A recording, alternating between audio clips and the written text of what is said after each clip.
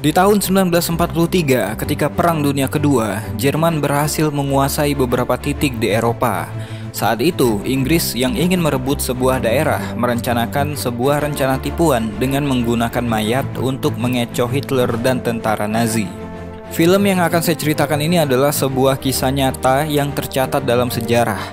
Sebuah film kisah nyata yang berjudul Operation Mincemeat atau Operasi Daging Cincang. Semoga cara saya bercerita bisa menghibur kalian semua, dan langsung aja kita masuk ke alur ceritanya.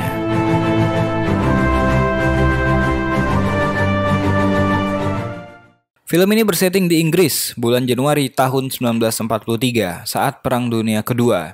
Di sebuah rumah kediaman seorang pria bernama Ewen Montagu, diadakan pesta kecil untuk menyambutnya sebagai pengawas di organisasi intelijen Inggris.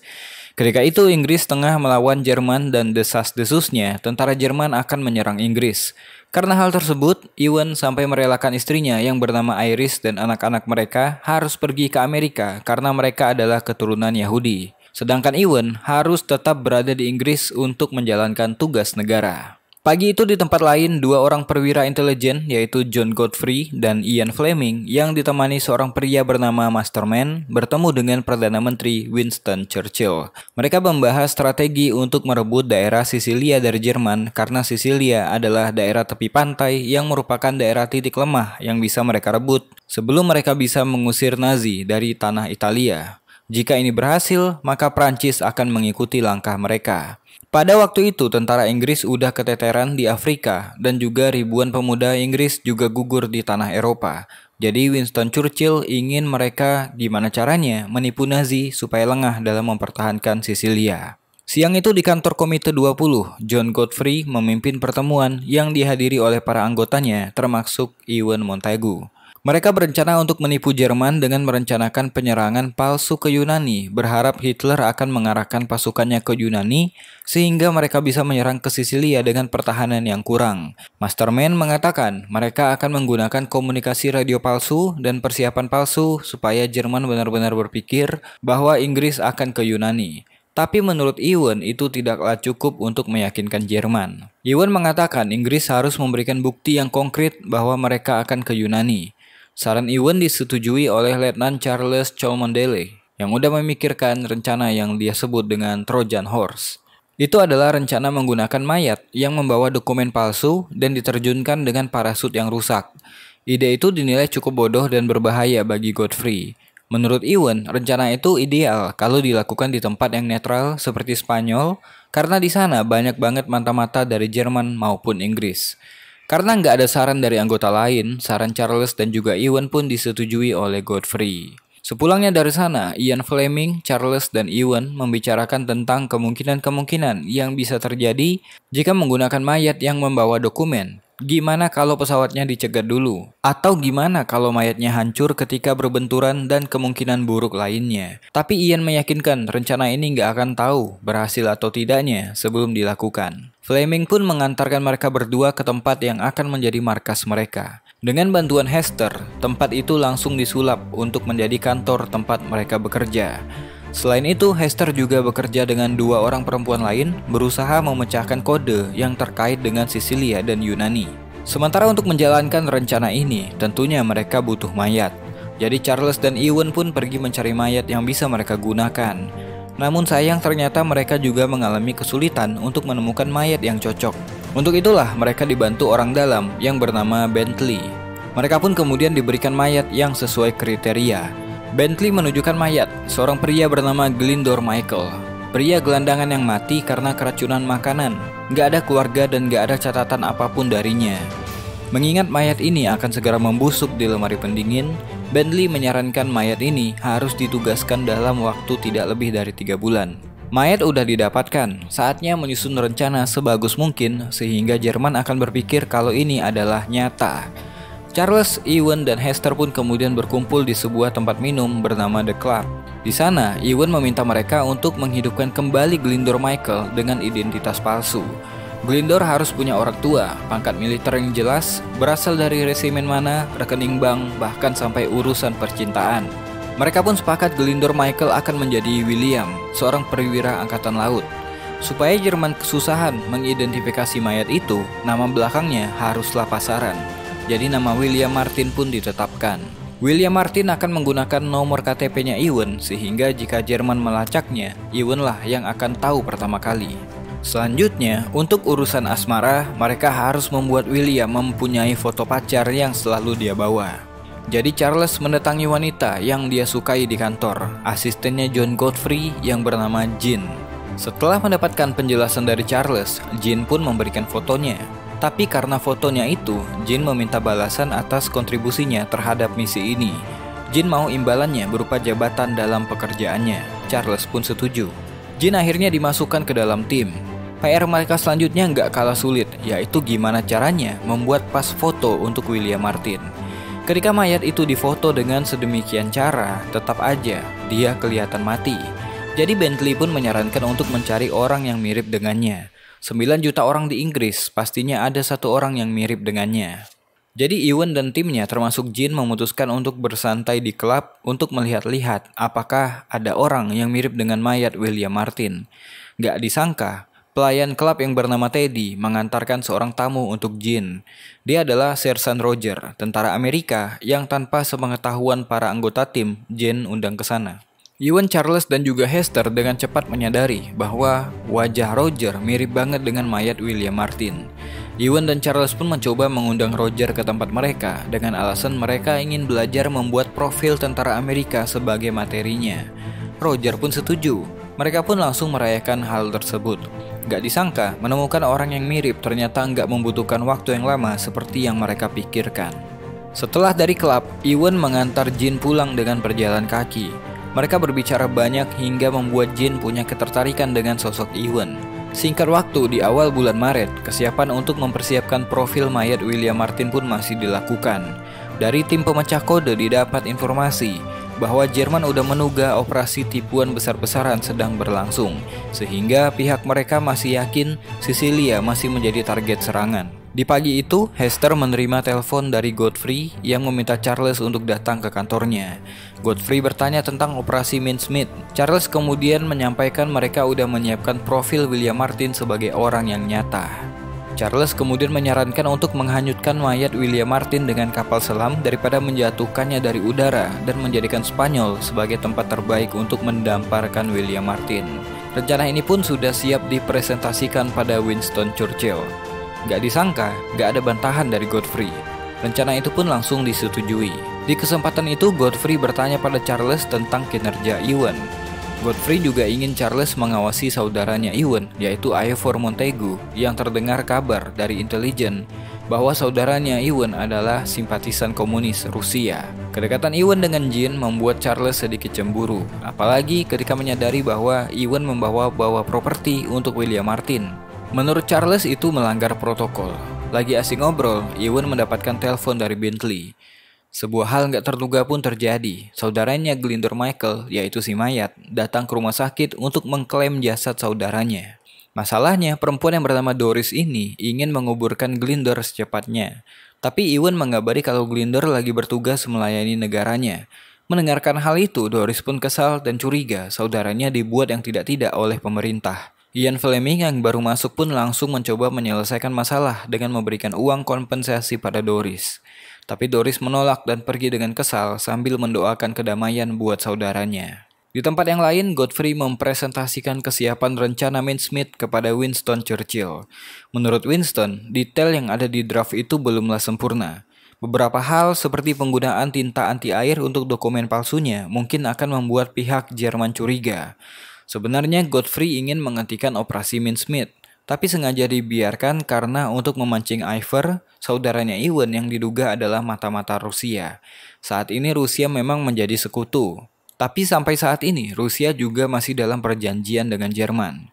Bisa aja di kemudian hari menjadi musuh Inggris.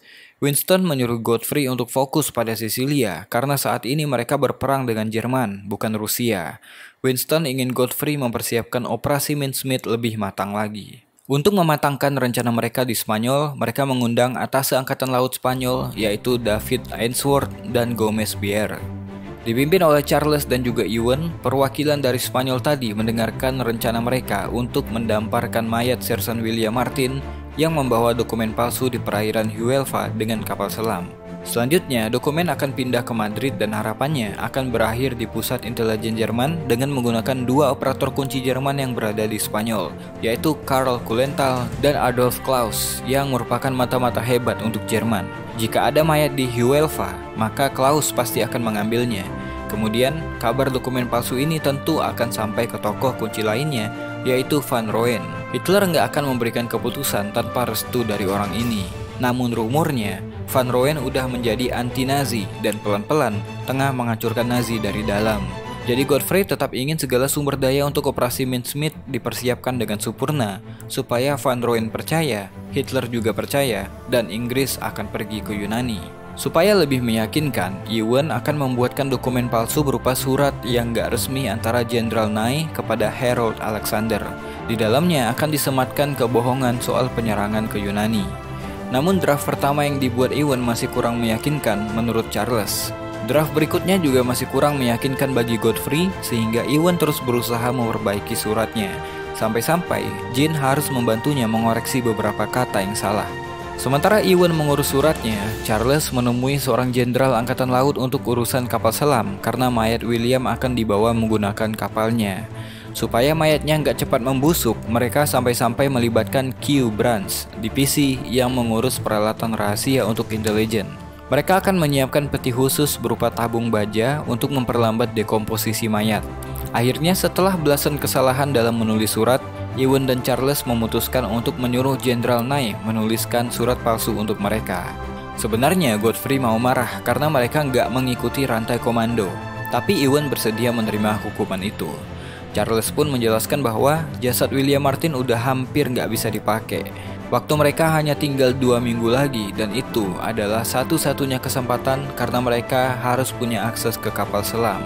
Mendengarkan hal itu, Godfrey pun menyetujuinya. Untuk sentuhan terakhir, Hester memberikan surat cinta palsu yang dia buat, seakan-akan itu ditulis oleh William Martin kepada pacarnya. Surat tersebut sangat menyentuh karena dibuat berdasarkan pengalaman pribadi Hester, dan semuanya pun tersentuh karena isi surat yang begitu dalam. Seperti biasa pada malam itu, Ewen mengantarkan Jean pulang. Sebelum Jean masuk rumahnya, Ewen mengambil bulu mata Jean yang jatuh di pipinya, kemudian dia simpan. Sementara itu Charles mendapatkan berkas dari Godfrey. Charles pun memeriksanya dan benar aja. Berkas yang dia terima itu seperti menunjukkan bahwa benar Ivor Montaigu adalah mata-mata Rusia. Saat ini belum ada tanda-tanda bahwa Ivor mendengarkan tentang operasi Mincemeat dari Ewen, saudaranya. Dan untuk mencegah hal itu, Godfrey menawarkan pada Charles untuk mengirim Ewen ke Amerika menemui keluarganya. Tapi Charles nggak mau, karena dia yakin Ewen nggak akan membuka pembahasan tentang operasi Mincemeat kepada Ivor. Di hari yang lain, mereka pun menyiapkan jasad Sersan William Martin untuk misi ini. Termasuk surat cinta yang dibuat Hester yang dilipat sedemikian rupa dan juga dilengkapi dengan bulu matanya Jean. Jadi jika bulu matanya hilang, mereka tahu kalau surat itu udah dibaca. Semua dokumen itu pun difoto.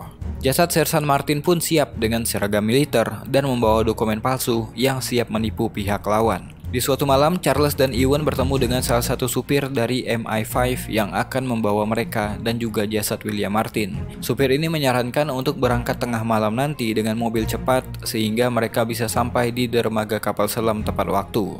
Ketika itu Charles meninggalkan Ewen untuk mengobrol berdua dengan si supir, sehingga Charles bisa mengajak Jean untuk berdansa. Ketika itu Charles terlalu banyak bicara hingga membicarakan bahwa Ewen punya istri dan anak-anak yang lagi menunggu di Amerika. Ewen mungkin senang diperhatikan wanita cantik seperti Jean, tapi cepat atau lambat Ewen akan bersatu lagi dengan keluarganya. Jean yang baru tahu hal itu pun langsung memutuskan untuk pergi dari klub. Ewen pun mengejarnya. Jean mengatakan bahwa dia udah selesai dengan permainan ini. Terlebih lagi, Jean mendengarkan gosip orang-orang membicarakan mereka berdua. Jean pun langsung pamit pulang saat itu. Singkatnya, keberangkatan Charles dan Ewen membawa mayat William Martin pun tiba.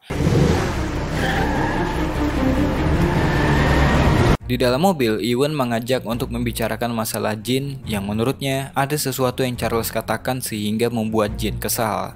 Charles langsung mengalihkan pembicaraan dengan membicarakan Ivor, saudaranya Ewen, bahwa Godfrey mencurigainya sebagai mata-mata Rusia. Ewen langsung mengatakan bahwa nggak mungkin Ivor adalah mata-mata karena dia adalah seorang yang amatir. memang pernah tergabung dalam partai sosial di Inggris, tapi nggak bertahan lama karena nggak minat di sana. Di pagi hari, mereka pun akhirnya sampai ke pangkalan kapal selam, bahkan lebih cepat dari yang direncanakan.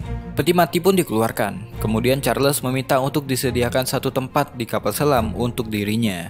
Mendengarkan hal itu, Iwan pun kaget karena nggak sesuai rencana. Charles mengatakan udah seharusnya ada satu di antara mereka yang melepas dengan hormat jasad yang udah melayani negara.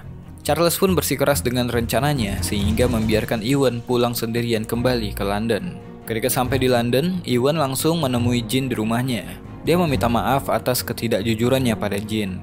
Dia mengatakan hubungannya dengan istrinya itu sekarang sedang rumit dan perasaannya pada Jin adalah nyata. Karena itu dia ingin mengajak Jin untuk melupakan semua yang udah mereka rasakan dan kembali fokus pada misi mereka. Singkat waktu ketika kapal selam sampai di Teluk Cadiz, Charles pun melepaskan jasad William Martin atau Glinder Michael ke laut lepas. Sebelum dihanyutkan, mereka pun memberikan penghormatan terakhir pada jasad itu. Setelahnya, Sersan William pun dibuang ke laut pada tengah malam. Ketika pagi hari, ombak berhasil membawa mayat itu ke tepian pantai. Para nelayan pun berhasil menemukannya dan membawa jasad Sersan William ke daratan. Sampai di sini, perang tersembunyi akan terus berlanjut. Mayat tersebut dibawa dengan kereta keledai untuk diserahkan ke pihak yang berwajib. Sementara itu, sepulangnya dari berpergian dengan kapal selam, Charles pun kembali. Dia mengabari Iwan bahwa Hitler masih memperkuat Sisilia. Iwan mengatakan Sersan William udah terdampar dan dibawa ke polisi Spanyol. Gomez pastinya lagi dipanggil oleh kepolisian saat ini. Rencana kita akan berlanjut, kata Iwan. Di Huelva, mayat Sersan William tengah diautopsi dan dokumen yang dia bawa tengah diperiksa. Ketika itu Komandan Gomez datang dan terkejut karena yang memeriksa mayat itu adalah Dr. Del Toro, seorang forensik profesional karena forensik lokal meninggal dunia. Polisi lokal yang harusnya diprediksi membawa dokumen ini pun dipecat karena mereka korup dengan orang Jerman. Harusnya dokumen sensitif ini diperebutkan, tapi oleh petugas di sana, Komandan Gomez langsung disuruh membawa dokumen itu karena memang milik Inggris. Sebuah hal yang gak terduga yang harus membuat Komandan Gomez harus putar otak. Komandan Gomez menyuruh petugas itu menyerahkannya dulu ke atasannya, yaitu Laksamana Moreno. Untungnya petugas ini mau mengikuti protokol dan akan melaporkannya dulu ke atasannya. Masalah dokumen kelar, tapi masalah yang lain malah muncul. Dr. Del Toro ternyata ketika kuliah mengambil studi khusus untuk autopsi orang tenggelam. Menurutnya, mayat William Martin ini unik, makanya dia nggak mau buru-buru mengautopsinya. Untuk mencegah supaya Dr. Del Toro menemukan kebenarannya, Komandan Gomez pun meminta untuk segera dikuburkan saja jasad yang sudah bau banget ini. Apalagi petugas di sana udah muntah-muntah melihat proses autopsi. Sementara Komandan Gomez dengan perannya, Charles menjalankan rencana dengan menelpon atase Angkatan Laut David Ainsworth dan bertanya mengenai penemuan jasad tentara Inggris yang membawa dokumen penting. Telepon itu pun diterima di saluran terbuka sehingga mata-mata Jerman bisa mendengarkannya. Selain itu, mereka juga mengirimkan permintaan ke Angkatan Laut Spanyol untuk mengembalikan tas yang berisi dokumen itu. Mereka juga meminta untuk mencegah pihak Jerman mengamankan dokumen. Tentu saja mereka sengaja supaya Adolf Klaus, mata-mata Jerman, juga membaca pesan yang dia sadap. Keesokan harinya, ketika jasad Sersan William Martin dikuburkan dengan prosesi militer, Adolf Klaus datang nunjukin batang hidungnya. Itu tandanya dia tengah memeriksa apakah Sersan William Martin benar ada atau tidak. Tugas David sekarang harus mencari informasi apakah dokumen itu bisa didapatkan pihak Jerman atau tidak. Dokumen itu kabarnya udah sampai ke Laksamana Moreno, namun Moreno nggak mau mengakui pada pihak Jerman bahwa dokumen itu berada di tangannya. Penting bahwa dokumen itu diketahui pihak Jerman, sehingga Iwan yang selalu berkoordinasi lewat telepon menyuruh David untuk mencari jalan lain. David lalu menghubungi Kolonel Cerretti, polisi rahasia Spanyol yang loyal pada Nazi. David dulu adalah double agent yang bekerja untuknya dan David pun memberikan informasi ini pada Cerretti. Dokumen penting milik Inggris saat ini di tangan Laksamana Moreno dan dia bersikeras menyembunyikannya. Dokumen yang harus dilihat oleh Hitler, kata David. Setelahnya David mengirimkan telegram ke Inggris dan mengatakan mereka harus menunggu pergerakan Cerretti terlebih dahulu. Singkatnya, penantian ini membuat mereka sedikit khawatir. Gak ada kabar apapun dari David setelah malam itu. Mereka benar-benar buta tanpa petunjuk berhari-hari. Gak butuh waktu lama, telegram pun berbunyi. David memberi kabar bahwa Kulental, mata-mata Jerman, udah berangkat ke Berlin Dan Moreno saat ini sudah datang ke kedutaan untuk mengembalikan dokumen itu pada David. Dia mengatakan bahwa dokumen ini harus dikembalikan pada pemerintahan Inggris. Singkatnya, tas itu pun tiba di Inggris. Saatnya pembuktian apakah dokumen itu benar-benar diganggu atau tidak. Ketika diperiksa dan dibedakan, terlihat segel surat cinta itu masih belum dibuka. Tapi menurut bapak ini, dengan perlakuan tertentu bisa aja membuka isi surat tanpa menghancurkan segelnya. Ketika dibuka dan diperiksa, bulu mata yang kemarin diletakkan di sana telah menghilang. Tapi menurut Charles, nggak bisa mengirimkan 100.000 pasukan ke medan perang hanya karena bulu mata yang hilang. Tapi ketika kertas itu direndam air dan dikeringkan kembali, mereka semua jadi tahu bahwa benar surat itu udah dibuka dan dibaca karena lipatannya sudah berbeda. Artinya, dokumen yang lain juga sama. Sementara itu di tempat lain, Jin yang baru pulang ke rumah dikagetkan dengan kehadiran Teddy di rumahnya. Teddy adalah orang yang bekerja sebagai pelayan di The Club. Dia ternyata adalah mata-mata Jerman. Dia bertanya pada Jin kenapa foto Jin ada di tas Sersan William Martin yang terdampar. Kedoknya pun terbongkar. Teddy mengakui kalau dia adalah orang Jerman yang baik, yang mau melihat kejatuhan Hitler. Dia memaksa Jin untuk mengatakan semuanya. Karena takut ditembak, Jin pun menceritakan rencana tipuan tersebut. Di Q Branch, Hester berhasil memecahkan kode yang berisi bahwa Jenderal Perang Jerman berencana untuk memusatkan pasukan ke Yunani. Sebuah kabar yang mengejutkan bahwa rencana mereka mungkin berhasil. Tapi sayang, telepon dari Jin pun datang. Setelah diceritakan kejadian tadi di rumahnya, Charles dan Ewan bertengkar mengenai Teddy. Gimana bisa Ewan gak menyadari Teddy adalah mata-mata? Charles juga menyalahkan Ewan karena terlalu fokus merayu Jin daripada menjalankan misi rahasia ini. Dan juga Charles masih percaya kalau Ivor adalah mata-mata Rusia yang bisa saja mengetahui operasi Mincemeat tanpa sepengetahuan Ewan. Sekarang tugas mereka adalah mencari tahu siapa yang mengirim Teddy. Perkiraan Charles, mungkin saja ini ada kaitannya dengan Van Rooyen. Bisa aja pasukan anti-Hitler itu benar adanya. Van Rooyen mungkin dalam perang rahasia yang tujuannya untuk melihat Hitler hancur. Jadi mungkin Van Rooyen perlu tahu apakah operasi Mincemeat itu benar adanya atau cuma tipuan, karena dia akan memutuskan apa yang harus dia katakan pada Hitler. Tapi balik lagi, itu cuma dugaan Charles saja. Keesokan harinya mereka melaporkan pada Godfrey. Tentu aja Godfrey marah ketika mendengar mereka menggunakan foto dari perempuan yang bekerja pada mereka. Itu merupakan sebuah kesalahan, tapi Charles mengatakan bahwa Teddy ini adalah orang yang tiba-tiba muncul dan mereveal dirinya. Mungkin saja pasukan anti-Hitler itu benar adanya, sehingga mereka akan menganggap tipuan ini adalah sebuah jalan keluar untuk melihat keruntuhan Hitler. Tapi Godfrey tetap nggak mau menganggap kebenaran rumor tersebut. Gimana cerita nasib bangsa dipertaruhkan hanya karena insting dari Ewan dan Charles? Tapi kembali lagi, Perdana Menteri Winston Churchill nggak ingin menunda serangan ke Sisilia. Jadi mereka tetap sesuai rencana dengan konsekuensi yang terburuk. Sementara itu Jin kemudian berpamitan dengan Ewan karena dia akan ditugaskan mastermind dalam operasi khusus. Jin pun meminta maaf karena udah membahayakan misi operasi Mincemeat. Ewan dan Jin pun kemudian berpisah pada malam itu. Singkatnya, rencana untuk menyerang Sisilia pun dipersiapkan. Strategi disusun sedemikian rupa dan disebut-sebut akan menjadi serangan dari laut yang paling besar yang pernah dilakukan Inggris. Memang saat ini mereka bergerak karena rencana tipuan operasi Mincemeat telah dijalankan dan mendapatkan info bahwa Jerman bergerak ke Yunani. Tapi mereka juga nggak tahu pasti apakah kabar itu benar atau bisa saja Jerman kembali menipu mereka. Yang bisa mereka lakukan adalah percaya dengan operasi ini. Tanggal 10 Juli tahun 1943, armada laut Inggris pun bergerak menuju Sisilia, serangan paling besar yang pernah dilakukan untuk merebut wilayah strategis. Pasukan Inggris dan sekutu berhasil mencapai pantai dan melakukan serangan ke pertahanan Jerman. Sementara itu di Inggris, para tim menunggu, berdoa, dan berharap akan ada kabar baik dari perang Sisilia.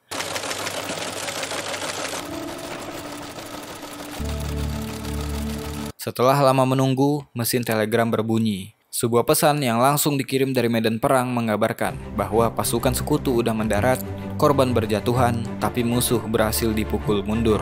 Pasukan cuma menghadapi sedikit perlawanan dan pantai berhasil dikuasai. Winston Churchill juga menyampaikan pesannya yang berbunyi, daging cincang telah ditelan. Seseorang telah tertipu. Charles dan Iwan berhasil memenangkan peperangan ini lewat operasi tipu-tipu menggunakan mayat dan dokumen palsu. Setelahnya mereka berdua pun berbicara. Charles meminta maaf karena udah memata-matai Iwan dan Ivor selama ini, sedangkan Iwan berencana akan kembali kepada istrinya. Film pun selesai. Operasi Mincemeat dikatakan telah menyelamatkan 10.000 nyawa dan dicatat sebagai satu-satunya strategi tipuan yang spektakuler dalam sejarah perang. Kemenangan di Sisilia adalah langkah penting menuju kemenangan untuk merebut Eropa dari Jerman. Setahun kemudian, Jean menikah dengan prajurit yang bertugas di Sisilia, sedangkan Hester melanjutkan karirnya sebagai Direktur Sekretariat Angkatan Laut, di mana Hester memerintah dengan tegas. Charles tetap berada di Badan Intelijen MI5 sampai 1952. Identitas asli Glendor Michael sebagai William Martin pun tetap dirahasiakan selama 54 tahun dan pada tahun 1997, pemerintah Inggris menambahkan tulisan pada batu nisannya di Huelva, Spanyol, tempat dia dikuburkan. Nama aslinya kini tertulis di sana. Mungkin itu aja buat video kali ini. Saya Besa Putra, to be continue.